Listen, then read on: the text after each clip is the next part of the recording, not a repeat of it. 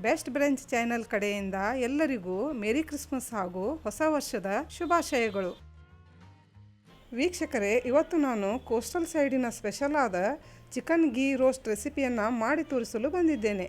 ಇದು ತುಂಬ ಅದ್ಭುತವಾದ ರುಚಿ ಕೊಡುತ್ತೆ ವೀಕ್ಷಕರೇ. ಬನ್ನಿ ಇದನ್ನು ಹೇಗೆ ಮಾಡೋದು ಅಂತ ನೋಡೋಣ.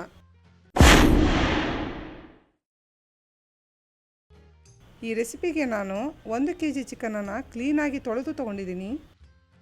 ಇದಕ್ಕೆ ಅರ್ಧ ಟೀ ಸ್ಪೂನ್ ಹಳದಿನ ಹಾಕೋಣ. ರುಚಿಗೆ ತಕ್ಕಷ್ಟು ಉಪ್ಪು, 1 ಕಪ್ಪು ಮೊಸರು. ವೀಕ್ಷಕರೇ, ಈ ರೆಸಿಪಿ ಮಂಗಳೂರು ಉಡುಪಿ ಸೈಡಲ್ಲಿ ತುಂಬಾ ಫೇಮಸ್ ಇದೆ. ಇದರ ಜೊತೆ ತಿನ್ನಲು ನೀರು ದೋಸೆ, ಪರೋಟ ಹಾಗೂ ಅಕ್ಕಿ ರೊಟ್ಟಿ ಸಖತ್ತಾದ ಕಾಂಬಿನೇಷನ್ ಕೊಡುತ್ತೆ. ಪರೋಟದ ರೆಸಿಪಿಯನ್ನು ನಾನು ಕೆಳಗೆ ಡಿಸ್ಕ್ರಿಪ್ಷನ್ ಬಾಕ್ಸ್ನಲ್ಲಿ ಹಾಕಿರ್ತೀನಿ, ಅದನ್ನು ಕೂಡ ನೀವು ಚೆಕ್ ಮಾಡ್ಕೋಬೋದು. ಇದು ಸರಿಯಾಗಿ ಮಿಕ್ಸ್ ಆಗಿದೆ. ಇದನ್ನು ಅರ್ಧ ಗಂಟೆ ಮ್ಯಾರಿನೇಟ್ ಮಾಡಲು ಬಿಡ್ತೀನಿ. ಇಲ್ಲಿ ನಾನು 10 ಗುಂಟೂರು ಮೆಣಸಿನಕಾಯಿ ಹಾಗೂ 15 ಬ್ಯಾಡಗಿ ಮೆಣಸಿನಕಾಯಿಯನ್ನು ತಗೊಂಡಿದ್ದೀನಿ. ಇದಕ್ಕೆ ಮೆಣಸಿನಕಾಯಿ ಮುಳುಗುವಷ್ಟು ಬೆಚ್ಚಗಿನ ನೀರಿಗಿಂತ ಸ್ವಲ್ಪ ಬಿಸಿ ಇರುವ ನೀರನ್ನು ಹಾಕಿ 20 ನಿಮಿಷ ನೆನೆಯಲು ಬಿಡೋಣ. ಹೀಗೆ ಮಾಡೋದ್ರಿಂದ ಮೆಣಸಿನಕಾಯಿ ಸಾಫ್ಟಾಗಿ ನೈಸಾಗಿ ಪೇಸ್ಟ್ ಆಗುತ್ತೆ ಹಾಗೂ ಟೇಸ್ಟ್ ಕೂಡ ಚೆನ್ನಾಗಿ ಕೊಡುತ್ತೆ. ಈಗ ನಾವು ಒಣ ಮಸಾಲೆಗಳನ್ನು ಹುರ್ಕೋಬೇಕು. ಫ್ಲೇಮನ್ನು ಲೋನಲ್ಲಿಟ್ಟು ಬಾಣಲೆಗೆ 15ರಿಂದ 16 ಮೆಂತ್ಯಕಾಳನ್ನು ಹಾಕೋಣ. ದಾಲ್ಚಿನ್ನಿ ಚಕ್ಕೆ 2 ಪೀಸು, ಲವಂಗ 6, 4 ಟೀ ಸ್ಪೂನ್ ಧನಿಯಾ ಕಾಳು, 1 ಟೀ ಸ್ಪೂನ್ ಕರಿಮೆಣಸಿನ ಕಾಳು, ಅರ್ಧ ಟೀ ಸ್ಪೂನ್ ಜೀರಿಗೆ. ಇದನ್ನು ಮಸಾಲೆಯ ಅರೋಮಾ ಬರೋವರೆಗೂ ಫ್ರೈ ಮಾಡೋಣ.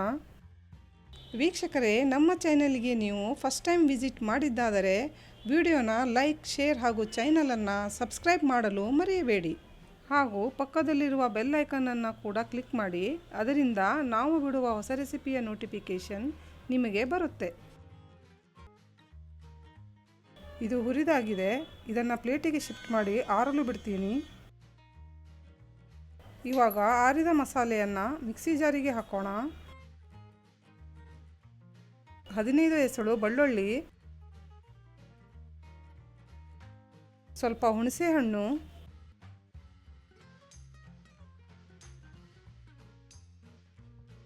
ನೆನೆಸಿಕೊಂಡ ಮೆಣಸು ಹಾಗೂ ಮಿಕ್ಸಿ ಮಾಡಿಕೊಳ್ಳಲು ಬೇಕಾಗುವಷ್ಟು ನೀರನ್ನು ಹಾಕ್ತೀನಿ.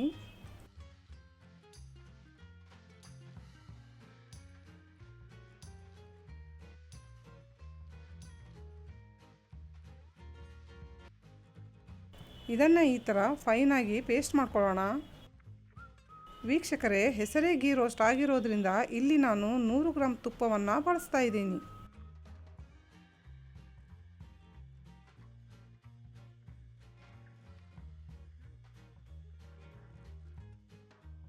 ತುಪ್ಪ ಕಾದಿದೆ. ಇದಕ್ಕೆ ಒಂದು ದೊಡ್ಡ ಗಾತ್ರದ ಕಟ್ ಮಾಡಿರೋ ಉಳ್ಳಾಗಡ್ಡೆಯನ್ನು ಹಾಕೋಣ. ಇಲ್ಲಿ ನಾನು ಉಳ್ಳಾಗಡ್ಡೆ ಕಲರ್ ಗೋಲ್ಡನ್ ಕಲರ್ ಬರೋವರೆಗೆ ಫ್ರೈ ಮಾಡ್ಕೋತೀನಿ.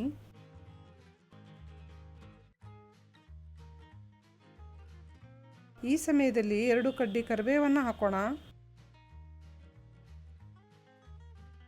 ಹಾಗೂ ಅರ್ಧ ಗಂಟೆ ಮ್ಯಾರಿನೇಟ್ ಮಾಡಿದ ಚಿಕನನ್ನು ಕೂಡ ಹಾಕ್ತೀನಿ.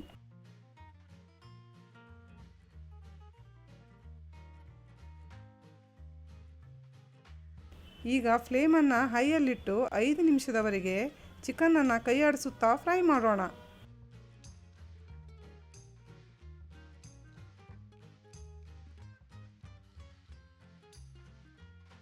ಐದು ನಿಮಿಷ ಆಗಿದೆ. ಈ ಸಮಯದಲ್ಲಿ ಗ್ರೈಂಡ್ ಮಾಡಿರೋ ಮಸಾಲೆ ಪೇಸ್ಟನ್ನು ಆ್ಯಡ್ ಮಾಡ್ತೀನಿ. ವೀಕ್ಷಕರೇ, ನೀವು ನೋಡಬಹುದು ಇಲ್ಲಿ ನಾನು ಈ ರೆಸಿಪಿಯಲ್ಲಿ ನೀರನ್ನು ಬಳಸಿಲ್ಲ. ಚಿಕನ್ನಿನಲ್ಲಿರೋ ನೀರು ಹಾಗೂ ಮೊಸರಿನಲ್ಲಿಯೇ ಚಿಕನ್ ಕುಕ್ ಆಗುತ್ತೆ. ಮಸಾಲೆಯ ಜೊತೆ ಚಿಕನನ್ನು ಸರಿಯಾಗಿ ಮಿಕ್ಸ್ ಮಾಡಿ ಲೋ ಫ್ಲೇಮಲ್ಲಿ 10ರಿಂದ 15 ನಿಮಿಷ ಬೇಯಲು ಬಿಡೋಣ.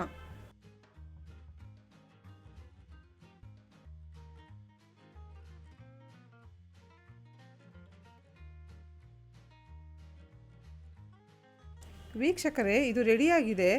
ನಾನಿಲ್ಲಿ ಸ್ವಲ್ಪ ಗ್ರೇವಿ ಇಟ್ಕೊಂಡಿದ್ದೀನಿ.